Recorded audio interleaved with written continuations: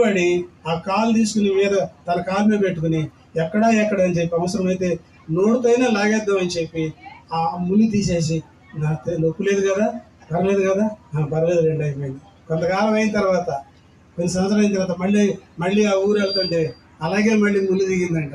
ఏమండి అబ్బా అనేసరికి ఏమన్నాడు తెలుసా? చూసుకుంటాం గెలదా అన్నాడంట. చూసుకున్నాడు గెలదా అన్నాడంట. అయిపోయింది. మొట్టమొదటిన్న ప్రేమ పిల్లరా, నేను చెప్తున్నాను నిజంగా ఈ రోజు ఈ ప్రేమ ఎలా ఉందో ఏమండి. వృద్ధాప్యం వచ్చే వరకు కూడా జక్కయ్య ఎలిజబెత్ గురించి మనం వింటాం. వృద్ధాప్యం వచ్చే వరకు కూడా వాళ్ళు ప్రేమ చావలేదు. ఆ కుటుంబాన్ని దేవుడు వర్ధిల్ల చేశాడు. కాబట్టి మరి ఈ కుటుంబాన్ని కూడా దేవుడు వర్ధిల్ల చేస్తాడని, ప్రభు యొక్క చిత్తాన్ని నెరవేరుస్తారని, ఏమండి దేవుని యొక్క మా వాక్యానికి లోబడి దేవుడు మంచి సేవకులు ఇచ్చాడు, సహవాసాన్ని ఇచ్చాడు. ఇక్కడ దేవుడు ఎంతగానో దీవెనకరంగా చేయడానికి దేవుడు ఇష్టపడతా ఉన్నాడు.